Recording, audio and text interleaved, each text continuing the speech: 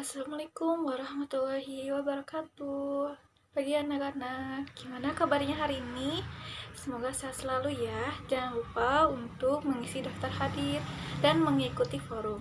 Sebelum kita memulai materi hari ini, alangkah baiknya kita berdoa terlebih dahulu. Berdoa mulai.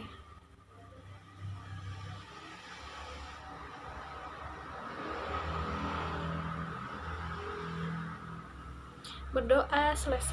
Selanjutnya, Ibu akan memaparkan tujuan pembelajaran kita hari ini. Oke, yang pertama, siswa dapat menjelaskan pengertian syirik, siswa dapat mengidentifikasi dalil nakli tentang perbuatan syirik, siswa dapat menyebutkan macam-macam perbuatan syirik, siswa dapat mengungkapkan dan dampak dari perbuatan syirik, dan yang terakhir, siswa dapat memahami cara menghindari dari perbuatan syirik. Nah, materi kita hari ini yaitu tentang syirik.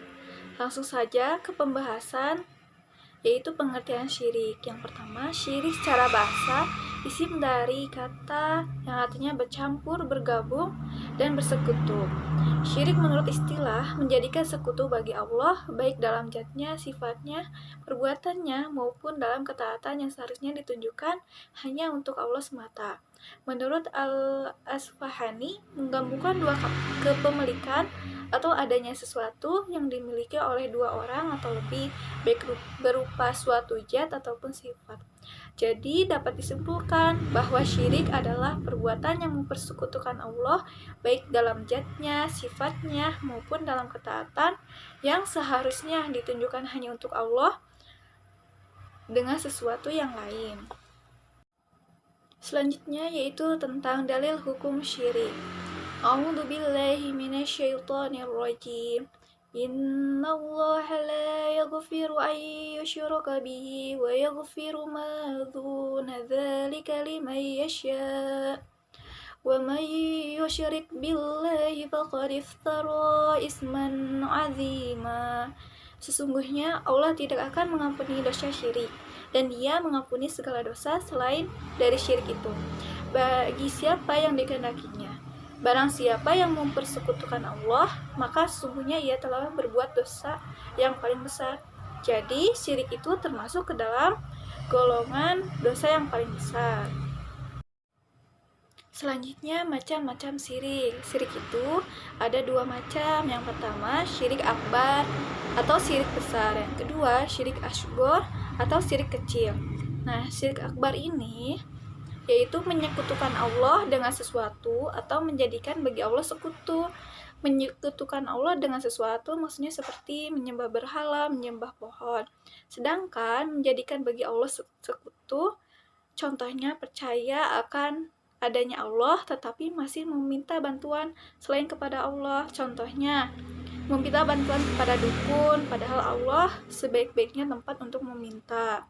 Nah, syirik ini menyebabkan seseorang keluar dari agama Islam, sehingga jika ia meninggal dalam keadaan demikian, maka akan kekal di dalam neraka.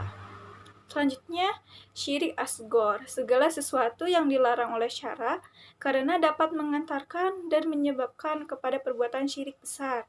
Nah, jadi kalau syirik asghar ini terus-menerus dilakukan oleh seseorang, maka akan mengakibatkan kepada syirik yang besar. Macam-macam syirik akbar, syirik yang berkaitan dengan zat Allah atau syirik yang berkaitan dengan rububiyah Allah dibedakan menjadi tiga.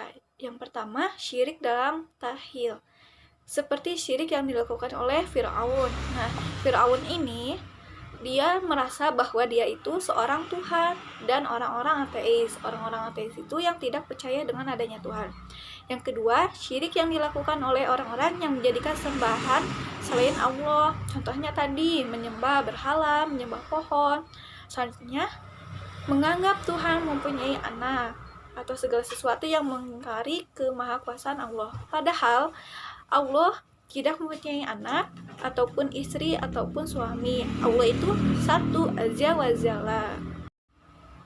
Oke, masih dalam macam-macam syirik akbar. Yang kedua, syirik yang berkaitan dengan ibadah kepada Allah atau syirik yang berkaitan dengan uluhiyah Allah dibedakan menjadi 4.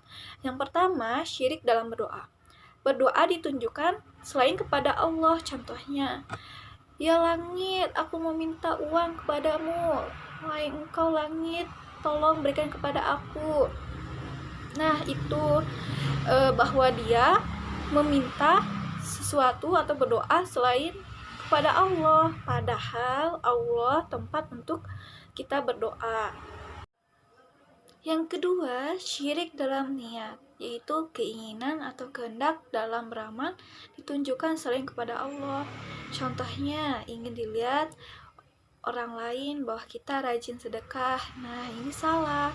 Sebaiknya kita ingin sedekah itu meminta keridhaan dari Allah. Yang ketiga, syirik dalam ketaatan, yaitu mentaati kepada selain Allah dalam hal maksiat kepada Allah. Contohnya, mentaati orang lain, padahal hal itu dilarang oleh Allah. Maksudnya, contoh, ada seorang pemuda yang mentaati ulama, tetapi ulama ini menghalalkan sesuatu, padahal hal itu dilarang oleh Allah. Nah, ini sangat bertentangan. Dari itu, kita sebagai umat Islam harus bisa memilih dengan selektif dalam mentaati sesuatu. Selanjutnya yang keempat, syirik dalam mahabbah. Seorang hamba mencintai sesuatu hal seperti mencintai Allah, berarti menyamaratakan dengan mencintai Allah. Contohnya, cinta ibadah kepada Allah dan kepada yang lain juga. Semisal, cinta dan suka berdoa meminta kepada penghuni kuburan. Nah, meminta kepada penghuni kuburan berarti mencintai Allah dan meminta kepada penghuni kuburan. Nah, itu yang tidak boleh. Selanjutnya, cinta kepada makhluk. Ini sering terjadi. Mengalahkan cinta kepada Allah. Demi seseorang, ia rela melakukan ibadah. Semua waktunya ia habiskan untuk mengingatkan pasangannya saja. Bahkan ia lalai mengingatkan sampai-sampai berkata, "Aku tidak bisa hidup tanpa kamu." Wah, miris sekali. Nah, itulah yang disebut level mabuknya cinta. Padahal cinta kepada Allah lah yang harus kita naikkan setinggi-tingginya daripada mencintai kepada makhluknya.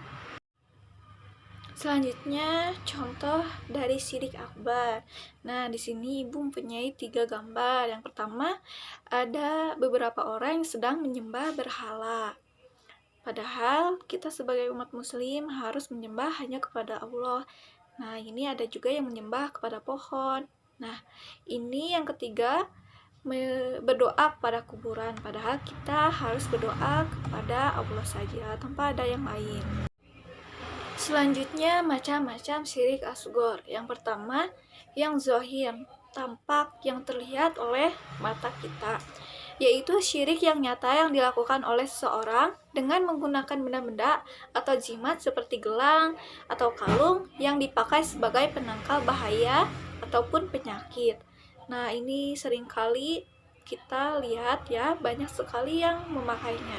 Yang kedua, yang khafi atau samar yang tidak bisa kita lihat oleh mata kita, yaitu sesuatu yang kadang terjadi dalam perkataan atau perbuatan manusia tanpa ia sadari bahwa itu adalah syirik. Nah, banyak sekali kita dengar bahwa seseorang itu mengucapkan tanpa sadar apa yang ia ucapkan. Nah, oke, lanjut ke contohnya. Nah, di sini ada gambar-gambar contoh dari syirik asghar. Yang pertama, ada kalung yang merupakan jimat dan ada gelang yang merupakan jimat. Nah, di sini ada yang samar. "Hai guys, aku baru selesai sholat nih." Nah, ini banyak sekali anak muda sekarang ini banyak melakukan itu. Selanjutnya, contoh dari syirik yang samar. Jika seandainya saya tidak ditolong dokter itu, saya pasti akan mati. Nah, tidak ditolong dokter itu berarti seseorang itu telah menuhankan dokter itu. Padahal sebaiknya kita sebagai seorang muslim mengatakan, jika bukan karena pertolongan dari Allah melalui dokter itu, saya pasti akan tiada. Bedakan ucapannya. Selanjutnya, dampak perbuatan syirik. Yang pertama, sulit menerima kebenaran. Hati orang-orang syirik tertutup untuk menerima kebenaran baik yang datangnya dari Allah dan Rasul-Nya. Menurut Ibnu Jarir, ketertutupan hati orang syirik itu lantaran dari sifat kesombongannya dan penentangannya terhadap kebenaran yang disampaikan kepadanya. Orang-orang syirik yang mendustakan ayat-ayat Allah diderai peringatan atau tidak sama saja bagi mereka. Nah, ini termasuk dalam Quran Surat Al-Baqarah ayat 7. Selanjutnya, munculnya perasaan bimbang dan ragu. Menurut pendapat Ibnu Abbas, penyakit hati orang syirik adalah perasaan bimbang dan ragu. Kegoncangan batin seperti inilah yang menjadikan mereka merasa gelisah. Hatinya tidak pernah tenang, merasa tidak puas dengan hartanya, jabatan yang mereka miliki. Ini termasuk dalam Quran Surat Al-Baqarah ayat 10. Yang ketiga, hanya akan memperoleh kesenangan sementara, berarti di dunia saja tanpa sampai ke akhirat.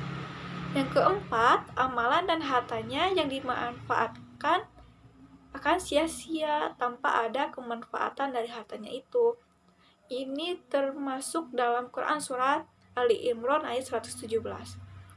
Yang kelima, orang musyrik dinilai sebagai makhluk yang paling buruk. Selanjutnya, menjadi musuh Allah. Perbuatan musyrik menyebabkan murkanya Allah. Termasuk dalam Quran Surat Al-Baqarah ayat 98. Yang terakhir, dijanjikan mendapat siksa neraka. Allah menerangkan dalam Quran Surat Ali Imran ayat 106. Pada hari itu ada wajah yang putih berseri, dan ada pula wajah yang hitam muram. Adapun orang yang berwajah hitam muram, kepada mereka dikatakan, "Mengapa kamu syirik setelah beriman? Karena itu rasakanlah adabnya disebabkan kekafiranmu itu." Untuk itu, cara untuk menghindari perbuatan syirik yang pertama, menghayati ciptaan Allah. Menghayati berbagai ciptaan Allah yang ada di dalam semesta ini. Bahkan diri kita sendiri pun bisa menjadi penghayatan tersendiri untuk menemukan kemahabesaran Allah.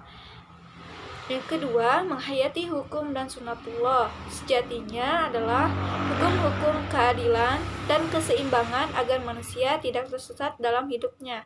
Jika manusia benar-benar memikirkan dan memahami sunatullah tersebut, maka tentu saja akan mudah ia tunduk kepada Allah dan tidak akan lagi menyembah, memohon, ataupun bahkan bersujud kepada selain Allah.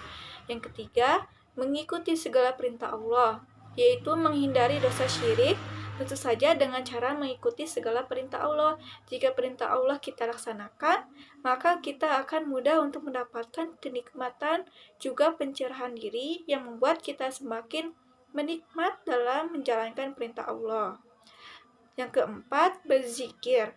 Artinya, mengingat Allah. Jika kita selalu ingat Allah, tentunya kita akan memahami bahwa tidak ada Tuhan yang layak disembah dan diduakan selain dari Allah. Yang kelima, melaksanakan sholat. Sholat adalah satu aktivitas untuk menjauhkan dari perbuatan keji dan munkar. Yang keenam, menjauhi ilmu atau hukum hitam. Salah satu hal yang bisa mendekatkan kita pada kesyirikan adalah percaya pada sesuatu yang bertentangan dengan sunatullah dan berbau supranatural. Yang ketujuh, berpikir rasional. Artinya, kita berpikir secara benar dan tidak asal-asalan. Orang yang berpikir dan menggunakan akalnya secara benar akan memahami bahwa tidak ada lagi Tuhan yang layak untuk disembah. Selanjutnya, berbangga diri sebagai seorang muslim. Hal ini dikarenakan jika kita berbangga, maka kita akan merasa cinta dan taat kepada Allah. Semoga cara menghindari syirik tersebut dapat menjadikan sebagai pelajaran bagi kita. Hal ini karena tujuan pendidikan Islam adalah menguatkan keimanan dan menjadikan manusia sejatinya seorang hamba yang taat kepada Allah Subhanahu wa Ta'ala. Materi hari ini sudah selesai. Coba kalian mencari referensi yang lain ya. Jangan lupa mengisi forum dan mengerjakan tugas di web sekolah. Cukup sekian pertemuan hari ini. Mari kita ucapkan hamdalah bersama-sama. Alhamdulillahirobbilalamin. Wassalamualaikum warahmatullahi wabarakatuh.